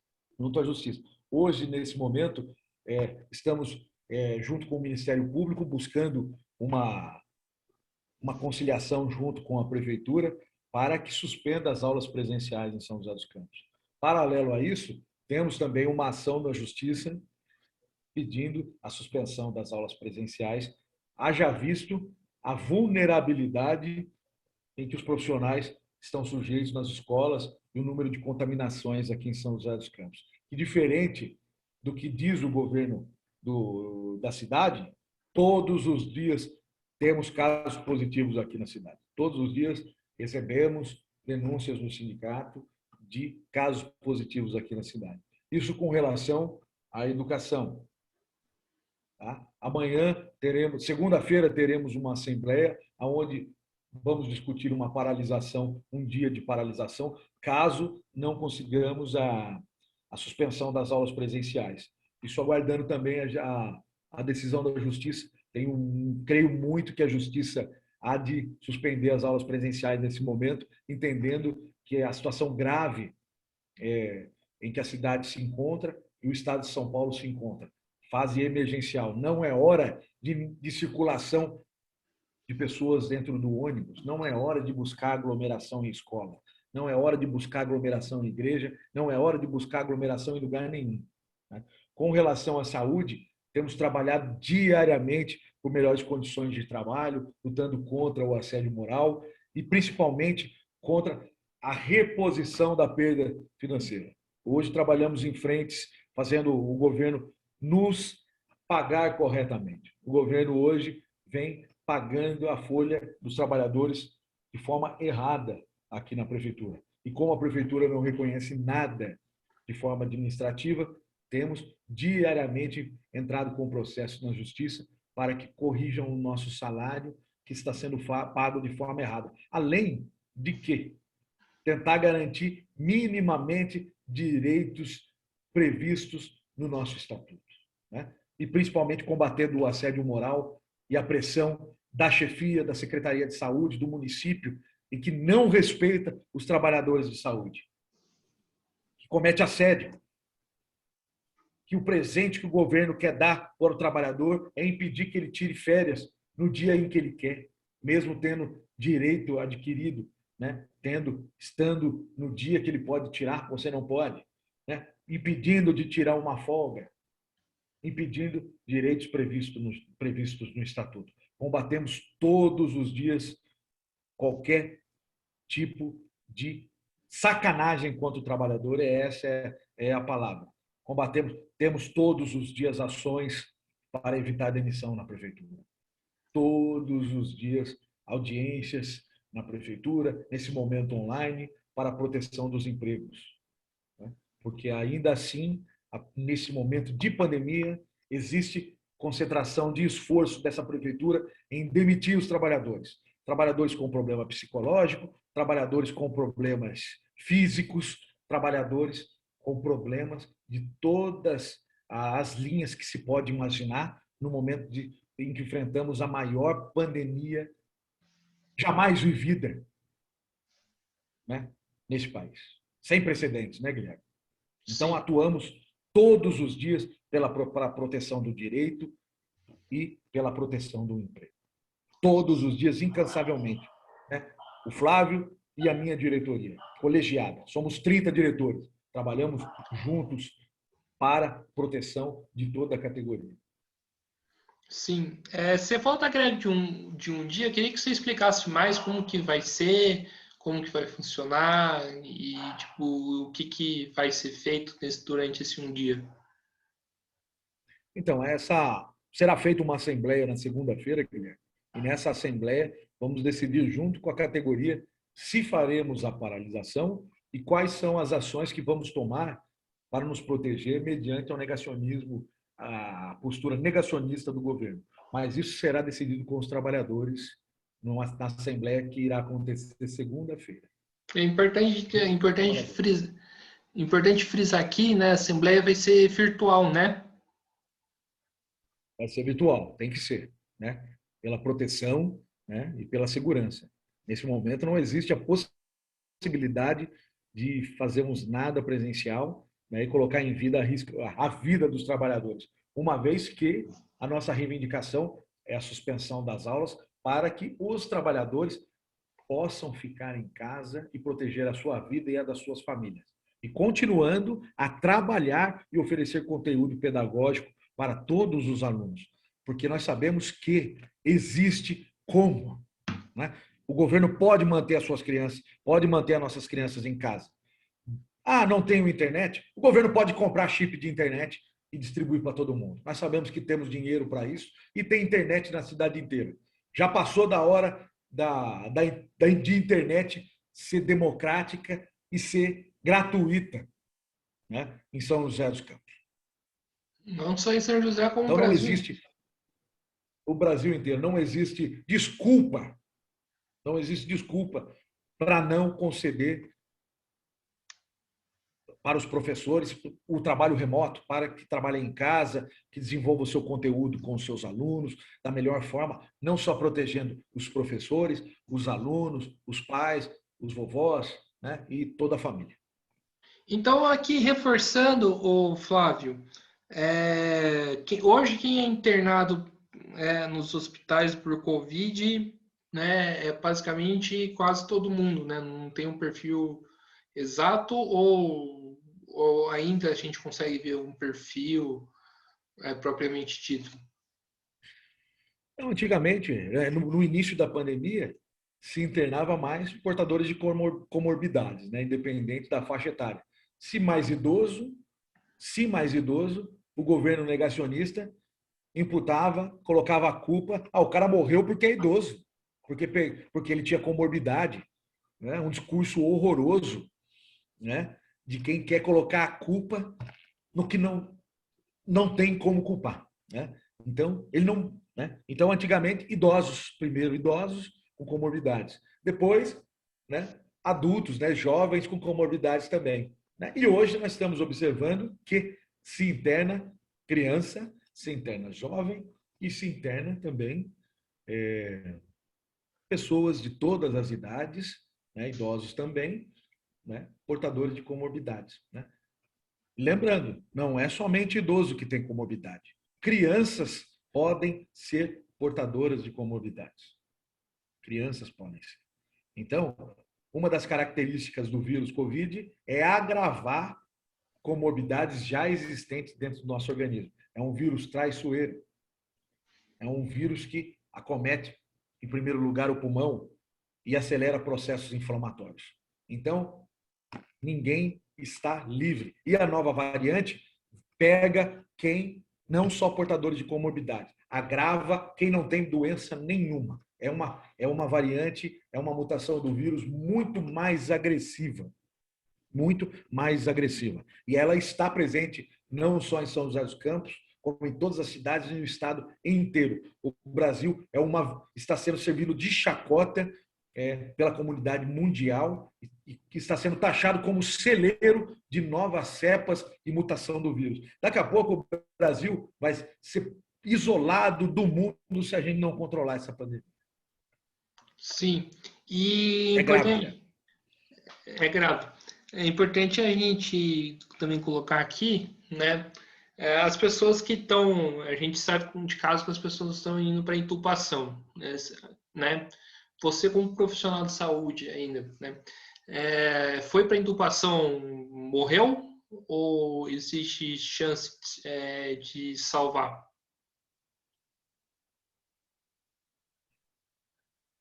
Quando a pessoa vai para ser entubado, a primeira coisa é porque ele perdeu praticamente toda a capacidade de respirar sozinho, né?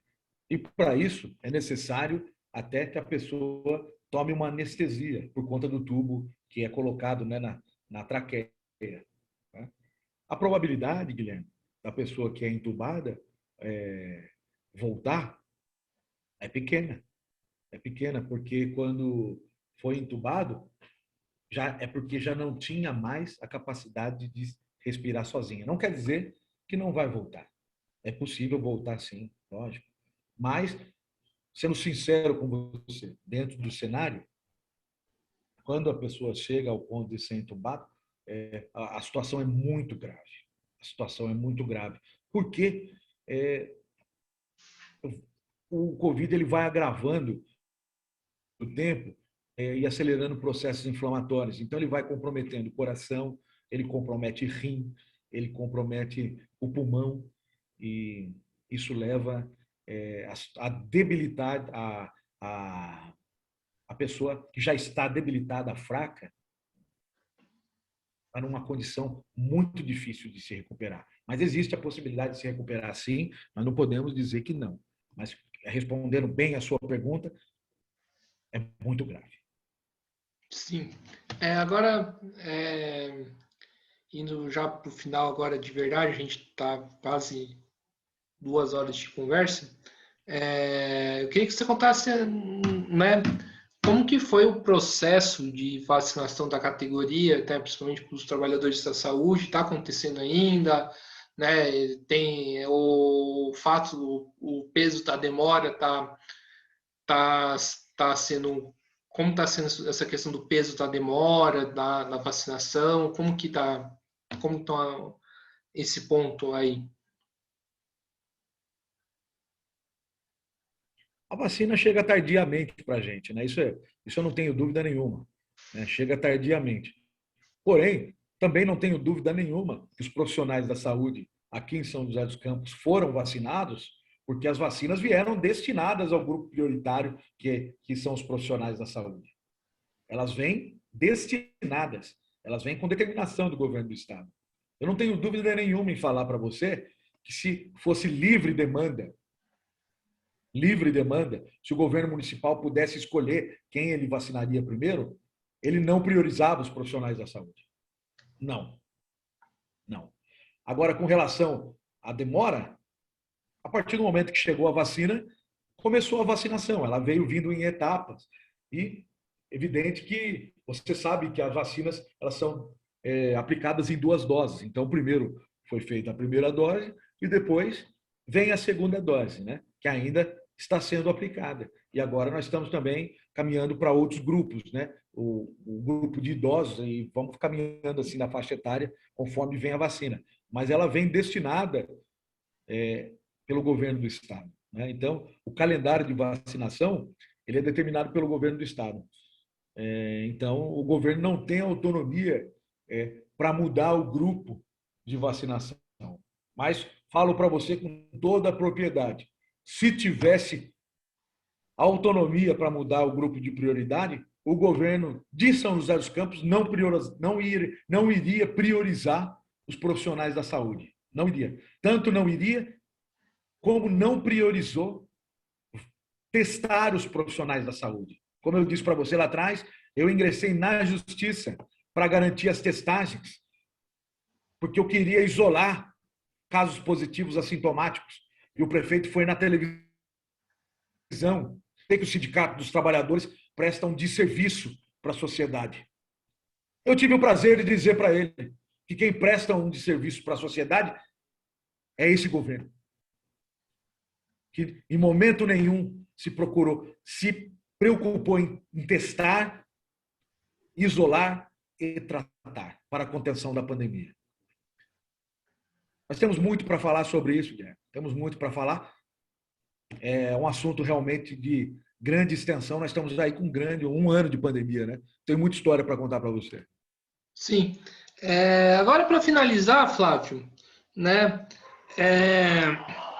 A gente sabe, né, que apesar de todas as desgraças que estão acontecendo no país, a gente sabe que a gente tem, né, o SUS ainda, né, para contar, né? Eu queria que você falasse da importância do SUS, né, principalmente para os trabalhadores da saúde, né?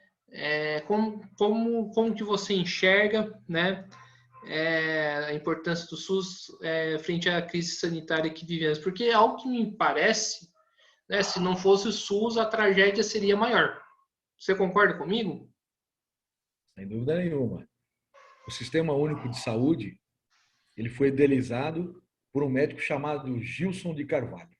O maior convênio médico, o maior sistema de saúde do mundo. Não existe no mundo um sistema de saúde como o SUS. Não existe. Não existe. Um sistema criado para ser eficiente, um sistema criado para se resolver a questão sanitária de saúde pública do país. Não tenho dúvida que o SUS é o maior e melhor convênio do mundo. O que existe, infelizmente, Guilherme, são os homens por trás da administração do que foi feito para ser excelente. Então, tendo bons administradores, com responsabilidade dos recursos públicos, teremos um SUS de primeiro mundo. Se desviar dinheiro da saúde, se não colocar empenho em valorizar a saúde, não teremos um sistema eficiente. Então, por trás de um sistema que foi idealizado para ser o melhor e maior convênio do mundo, precisamos de administradores sérios que tenham responsabilidade para com a sociedade. Sim. Flávio, estamos chegando aqui em mais o final de uma entrevista do Mesa de Debates. Primeiramente, quero agradecer bastante por você ter aceitado o convite, né? Primeiramente, foi uma discussão muito boa, né? E também espero que essa discussão, né, estendeu, né? Mas acho que todo bom papo costuma estender, né? E espero que ajude, né, nas discussões, né, com os trabalhadores da saúde, né, que estão na linha de frente, né, que isso seja parte de dar uma resposta a essa crise sanitária que nós estamos vivendo, que imagina-se, eu espero bastante que seja, né, o interesse, né, de boa parte da população, né? Então, quero agradecer e passo para as considerações finais. Guilherme, eu que te agradeço por essa oportunidade da gente falar sobre questões tão importantes a nível de governo federal, governo estadual e governo municipal. Com grande satisfação, estou à sua disposição sempre que você quiser bater um papo sobre tudo que está acontecendo.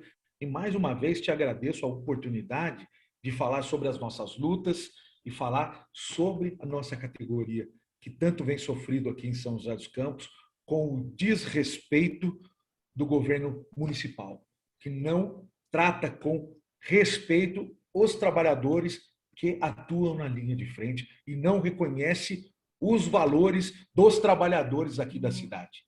Eu te agradeço em nome do Sindicato dos Trabalhadores do Serviço Público Municipal, em nome da minha diretoria colegiada, e agradeço a você a oportunidade de poder falar um pouco sobre o nosso trabalho.